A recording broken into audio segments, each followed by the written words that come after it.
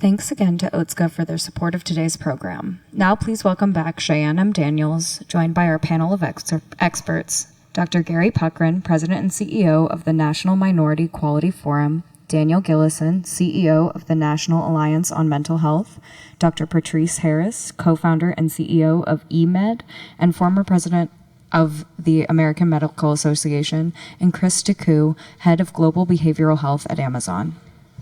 Thank you all so much for joining us for what is sure to be a very stimulating panel discussion. Before we hop too far in, we have talked a lot today about barriers, and we've talked about access, we've talked about resources, but I want to take a moment to dive a little bit deeper into what we mean when we say those words. So Dr. Harris, I would love to start with you, and just if you can give us a little bit of an overview of what barriers are preventing minority and ethnic groups from accessing treatment. Well, thank you, and good morning, everyone. And I will start with saying there are many, because as we look to solutions and we look to identify the barriers, we have to make sure that, just as Dr. Dawes demonstrated today, we have to disaggregate the data. And so for different parts of our population, there will be different barriers. But there are some that are overarching. It's access. We've talked about workforce. We've talked about the need for payment and reimbursement forms. Sometimes cost is a barrier. I will tell you, sometimes stigma is a barrier. And some folks are still sort of holding on to, I've got to hold it together. I've got to be everything to everyone. And if I ask for help, particularly around my mental health, it means I'm a failure, or perhaps I'm not praying hard enough. So stigma is a barrier, cost, access. Sometimes the system is a barrier. And that's one of the things I always say is we have to make the right thing to do the easy thing to do. So where do I start? Who should I call? And then there is perhaps, if you drill it down a little bit more, the desire, an appropriate desire to make sure that the person that I'm asking for help understands me. And we use different terms, culturally relevant, culturally competent. But what people want, and in my experience as a psychiatrist, my patients want to know that I understand them, right? Even though I might not have lived the life that they lived, it is incumbent upon me to make sure that I educate myself and try to understand them. So it's trying to find a doctor, a therapist, a psychologist that understands them. So those are just a few of the barriers that people are seeking.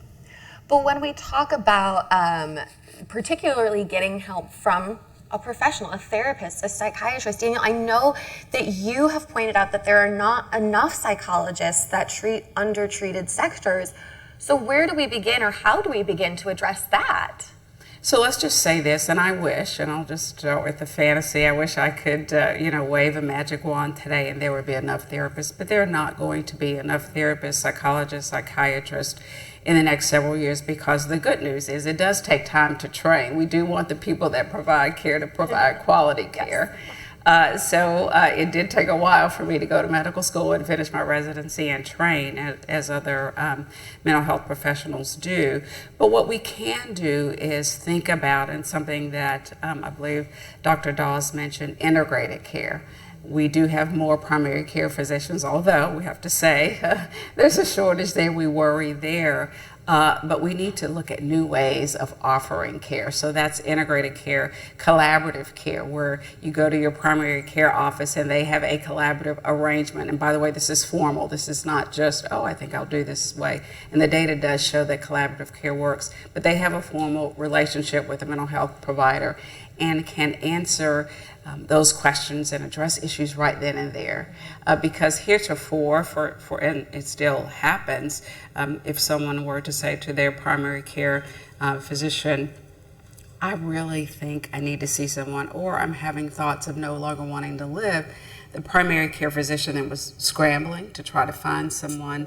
And then oftentimes, and unfortunately, it's like, here's Dr. Harris's number. you can give her a call, but then they would call me and find that I don't have an opening for 3 months.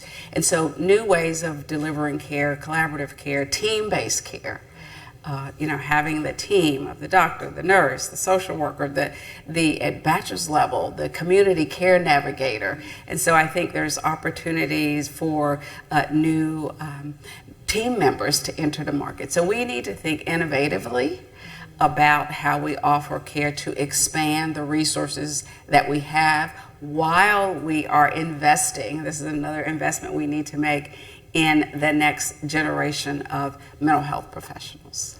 So as we look towards some of our organizations that are available out there, how is NAMI trying to tackle or take this issue head on? Well, Cheyenne, thank you. And just building on what Dr. Harris said, but first of all, I just want to say thank you to Otsuka for this, hosting this, because it's about us having these conversations. It's about us demystifying mental health. This is very important. And Dr. Dawes, thank you for your work. As I'm a student of your work, I've read both reports, the first and the second, and this information is very compelling. Who is NAMI and what is NAMI doing to address this? Who is NAMI first of all, I came to this work as a father, as an uncle, and as a son. And that's important to this work because it's just like all of you all in this audience. People don't care how much you know until they know how much you care. And all of us in here care.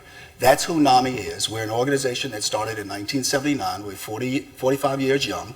We were started by parents, and it was to advocate for our young people who were navigating serious mental illness. We are in over 650 communities across the U.S. in 49 states. We like to say we're the DNA in communities across the country, and we do the work at the grassroots level because we're the largest grassroots organization. We took what I say is our pain becomes our purpose, and that's our passion. In terms of the tangible piece of answering your question, what we're doing is we have something called the Community Health Equity Alliance. You've been hearing about community and the importance of community.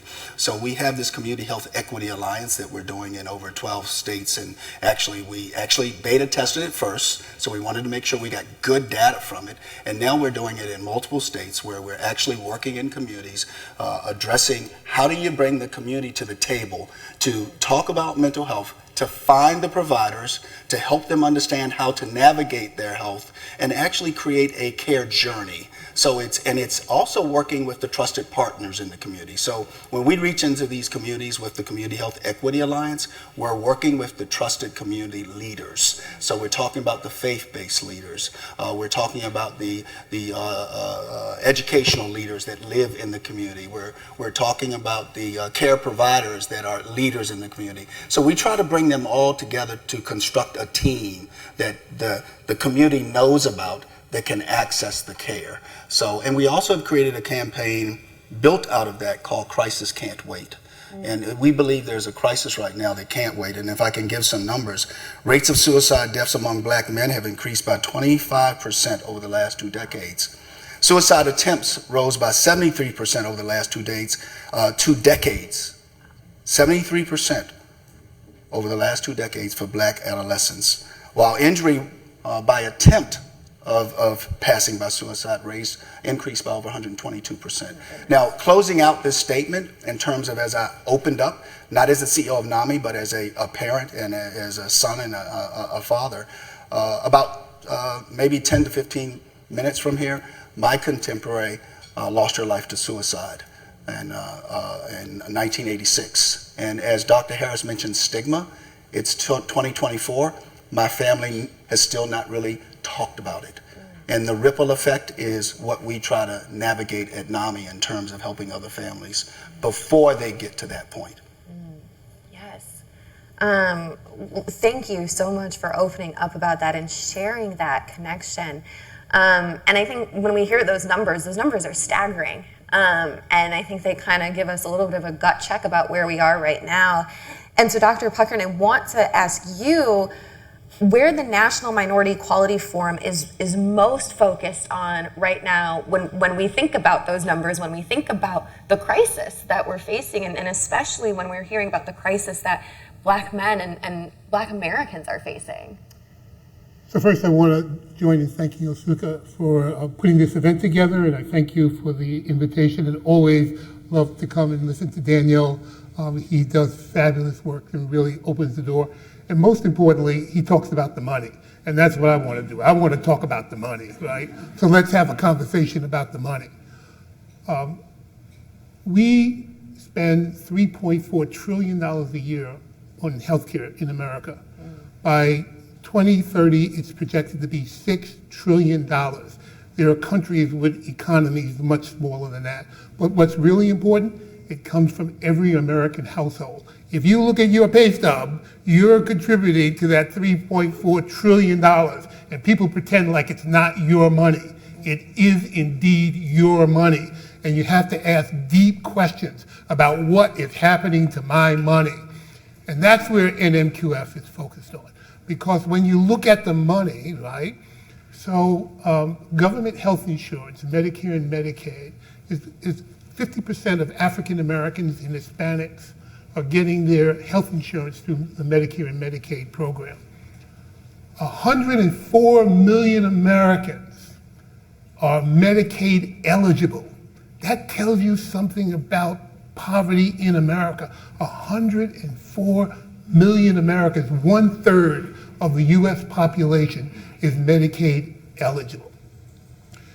And what's happening in those programs, I'm going to use the word, they are rationing. That's why you see the inequities in the program. That's why psychiatrists don't get paid. That's why we have the underemployment that we need in terms of psychiatrists and the psychologists to treat, because we've decided that some people ought not to get quality care. I'm going to be very blunt about it.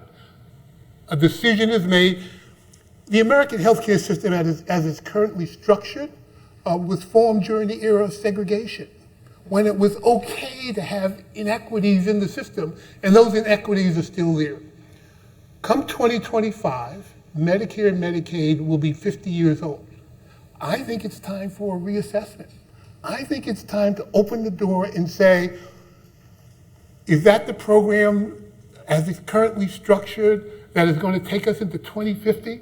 And Daniel said something really important to you that I want you to understand, the demographic shift, because the people who we have been rationing most to are the people who are going to be the majority come 2050. And we cannot have that provisioning of healthcare that we currently have going into that future.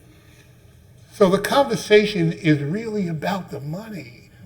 So Daniel threw out a number. I was trying to do the math in my head, $281 million for mental health therapy out of $3.4 trillion? Out of $3.4 trillion? There's something amiss here that we ought to have a conversation about. And so as we move towards 2025, the National Minority Quality Forum, we're saying, okay, it's time for the family to get together and have a conversation about the money. Right? We want to have a family conversation about the money because we want to make sure that every American who comes through the healthcare door, no matter what the problem is, no matter who their color is, that they get appropriate healthcare, and we have to end the rationing that's going on in our system. So that's where NMQF is focused. Absolutely. As part of that, Chris, I want to bring you into this conversation because you're here to help give an employer perspective. And so listening to what many of our esteemed panelists have just touched on, how do you ensure all Amazon workers have access to mental health resources?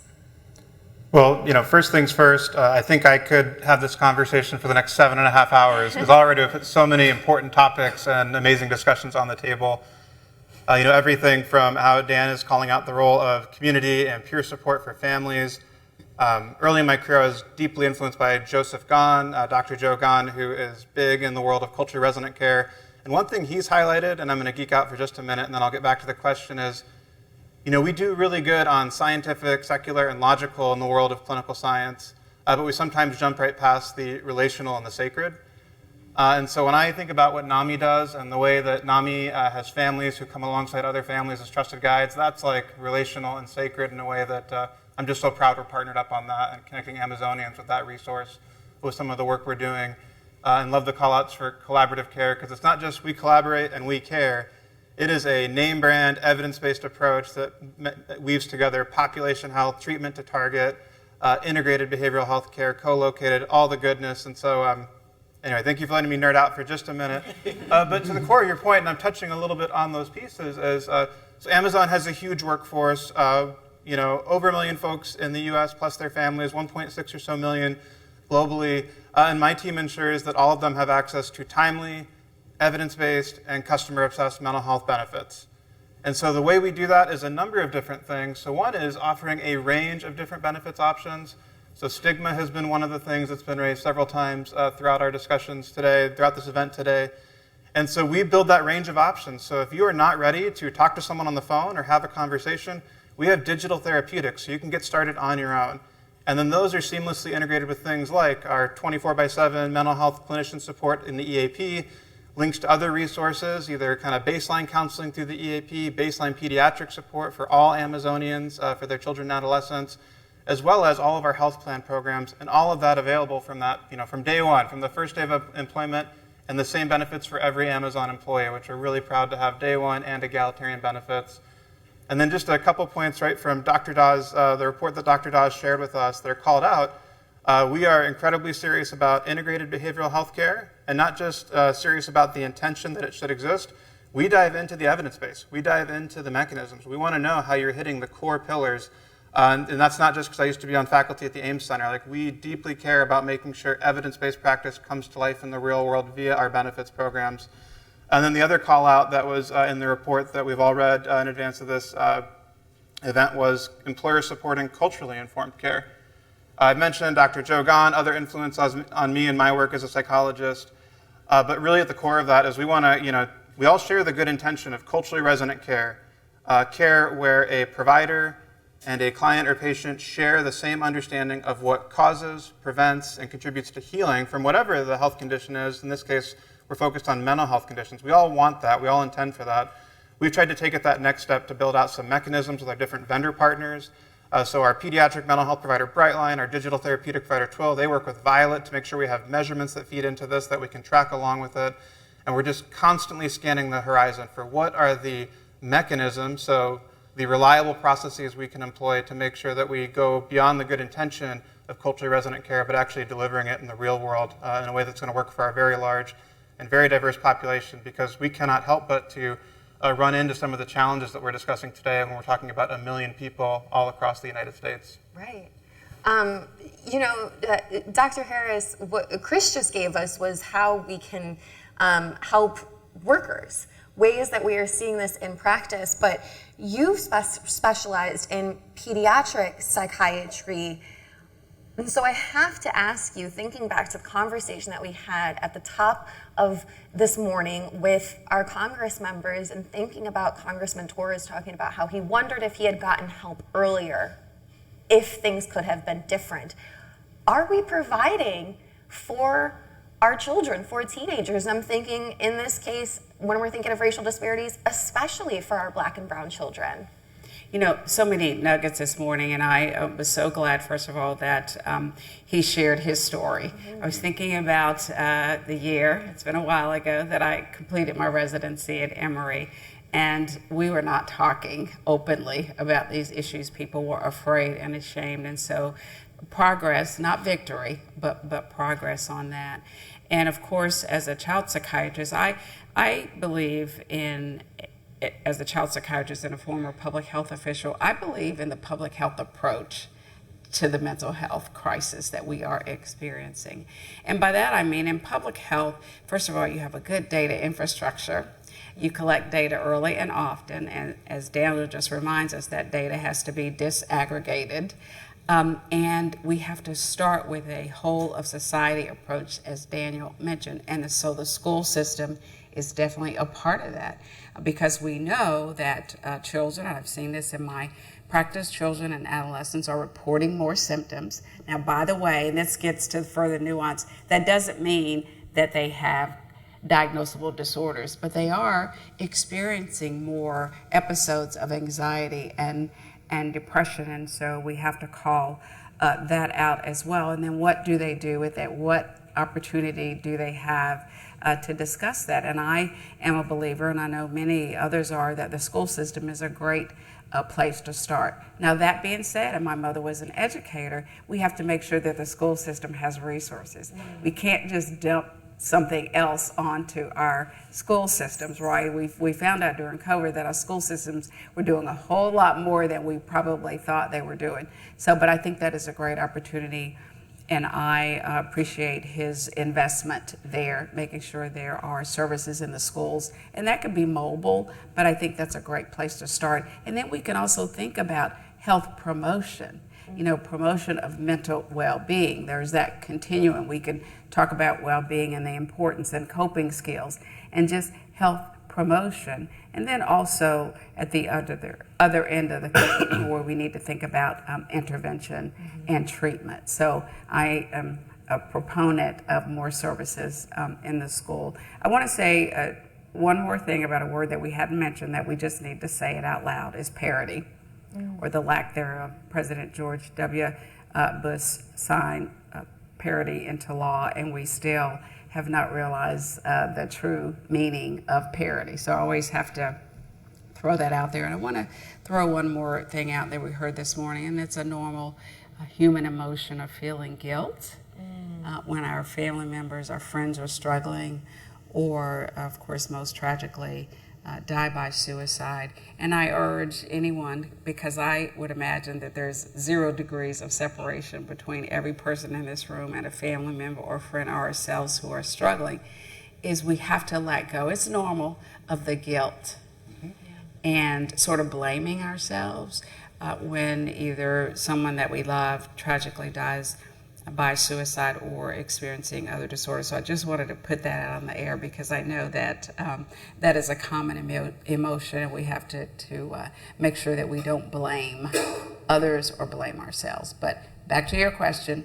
peds in schools, collaborative care with pediatricians, sort of figuring this all out, the Medicaid EPSDT program for early screening. All of those are critical when we're working with this, because the earlier you know, the earlier you can do something about it. Absolutely. Yes, and Dr. Harris, I want to say thank you for that, because I think especially when, as you mentioned, we're hearing that folks themselves are having this guilt, having this anger, things of that nature, and all of that, if you're hanging on to that, can impact your own mental health. And so this is a conversation about not just those around us, but ourselves as well, and making sure that we are taking the steps that we need to preserve and take care of our own mental health. And on that topic, Daniel, I want to turn to you very quickly, because you've pointed out that Black men are very unlikely to seek mental health help.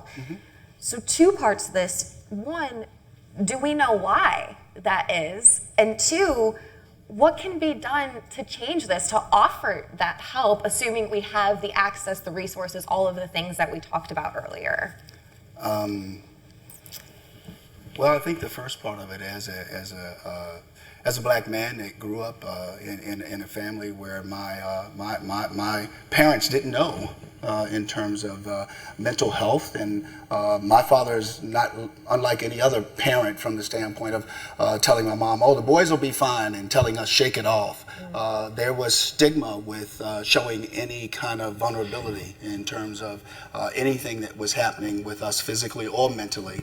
That hasn't necessarily changed, but what is evolving is having young people and Black men in different kinds of environments talk about their mental health and understanding their strength and vulnerability.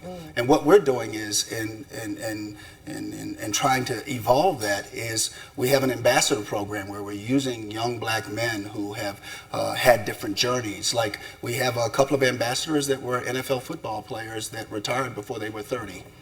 These ambassadors are able to talk about their mental health journey And through them talking about it and us leveraging their stories, we're helping a lot of men. The other thing that we're doing is we're trying to go upstream in terms of where can we reach them. We say at NAMI, nothing about us without us, and we want to make sure people are not alone. So we're trying to go into community through HBCUs, through the Divine Nine, which is sororities and fraternities.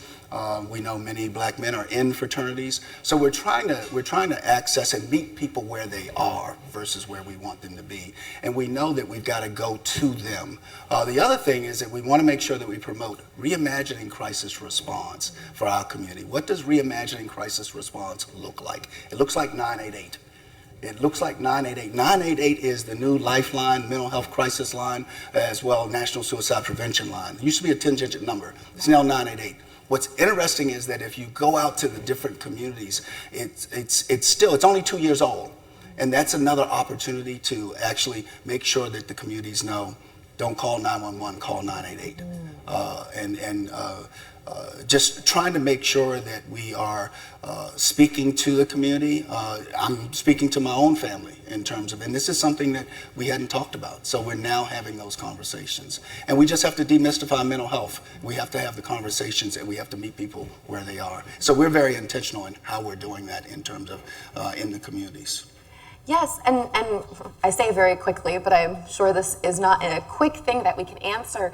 We have heard about stigma, and I think oftentimes there's this narrative that especially in communities of color, especially in the Black community, that the stigma is more prevalent, that getting help, saying that you need or you're struggling is somehow embarrassing, that it's somehow something you should be ashamed of. Is that stigma still prevalent? Is that a narrative that is still happening today?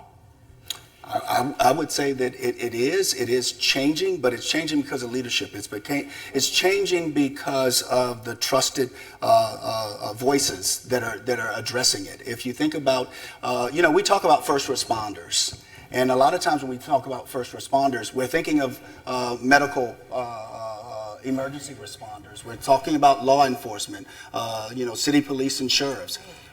If we think about it going back a while, first responders were our faith-based leaders. And what's happening is our faith-based leaders, which we are being very intentional in supporting them in communities, because that is where families and individuals are going for that trusted voice to talk about their mental health, to say, something's going on with my family member, what is it? So where the stigma is changing is in community where we're investing in the trusted voices of the leaders there. And it will take us going there. The other thing is in the workplace that Chris talked about.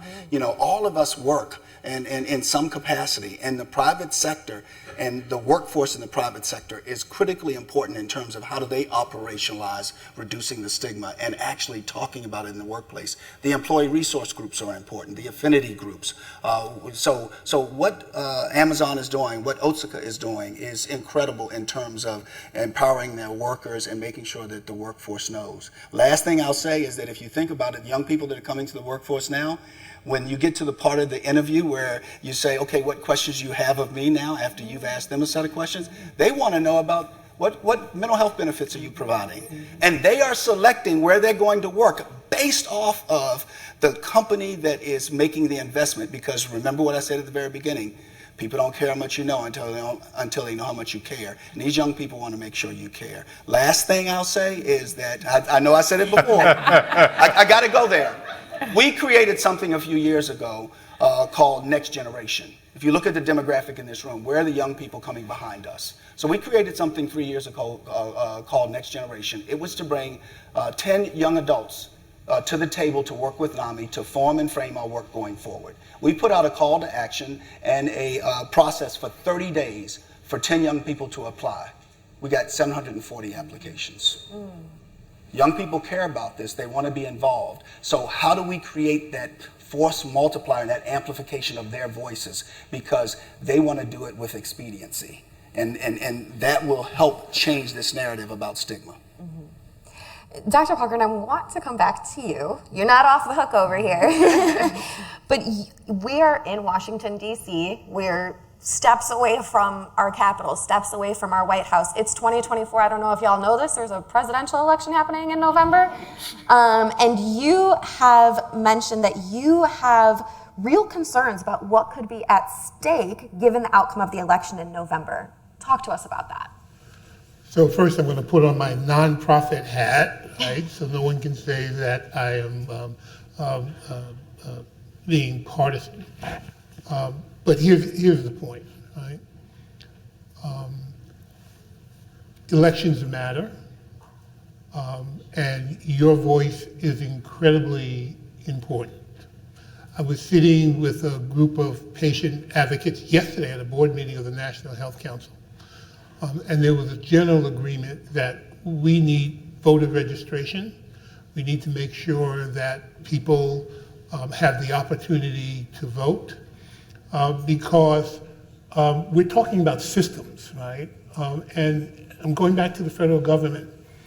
The fiduciary agents for the Medicare and Medicaid program are the members of Congress. CMS really responds to what the statute allows them to do. And so the course that gets set is set by members of Congress.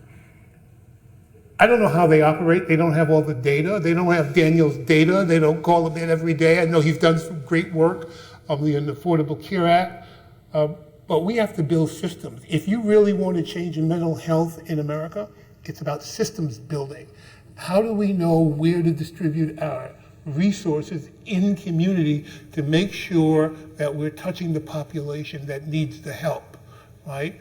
And be it in school, be it in the workplace, be it clinically, those are system design problems. And in order to build those systems, we have to have members of Congress who get it, who don't sit around and want to have a debate about Medicare and Medicaid and whether we should cut it or not, or whether the Affordable Care Act should be gotten rid of. I mean, what are we talking about here? So what I would say to you is make sure that in your community, people register to vote, even if they want to vote on the other side, that's good enough. But this is really a really important election. The future of America is now being defined. And I'll end with this. Benjamin Franklin said, you have a democracy if you can keep it. And so that is the question on the table in 2025. I think that's such an important point, because I think when I go to the doctor, I don't know about y'all, I'm not sitting there thinking, what did Congress do to let me get here? Right? Like, I'm sitting there thinking, are you going to give me my medication? Is there something wrong with me? Am I okay? Am I dying? I'm not sitting there thinking about Congress. I'm not sitting there thinking about the president, but that's such an important They're in the room. They are in the room. That doctor, and we've got a doctor here, and she can tell me if I'm wrong. Your insurance card says to the doctor, here's what I can give you. Here's how long I can give it to you. Here is the formulary that says you can't have it. That doctor doesn't tell you that, right? He doesn't tell you that I got to go back outside and look at that insurance card to see if I can actually write that script for you, or can I send you to the hospital, or can I even refer you to a psychiatrist? All of those decisions are made up there on Capitol Hill, even before it gets to the doctor. And that's my point. That's the systems building that is so incredibly important. So if you think your vote is not important and that money that's coming out of your paycheck to the $3.4 trillion isn't important, then don't vote. Don't vote. Well, as we think about that paycheck, Chris, I want to come back to you with our employer perspective. How does Amazon normalize mental health? And again, thinking about our paychecks, where that money is going, thinking about, we have youth now who are asking, what's your mental health benefits for me? How is Amazon normalizing mental health?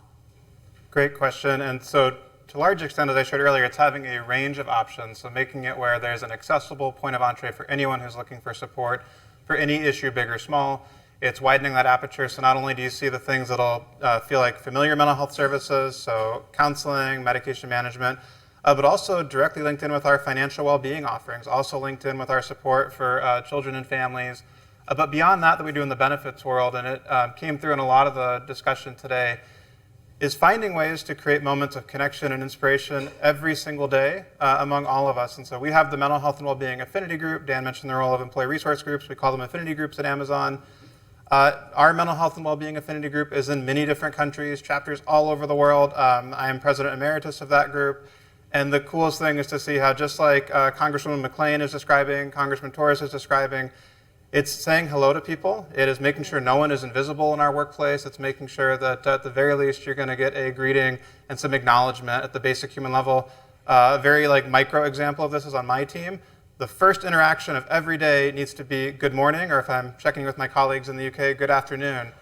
Before we get to business, we're going to start with humanity. We're going to start with some acknowledgement of each other as humans. And that's not just a thing that matters to me in my heart as a person. There is loads of evidence showing this is a great idea, because it's not just your most important relationships that contribute to longevity and health outcomes. It's that diverse portfolio of relationships. So it's everything from your most important friendships, but it's also saying hello to the person at the coffee stand in the morning. It's greeting anyone you meet throughout the day. And so to bring it back to your question, there's all the epic things we're doing to build the future of mental health benefits. And all of us has an opportunity, even as we walk out of here today, to make sure that no one is invisible, and that we're constantly creating moments of connection and inspiration for one another as a powerful input to mental health. Well, the four of you are definitely not invisible to me. Thank you so much to our panelists for such an important conversation. Appreciate all of you. Thank you so much.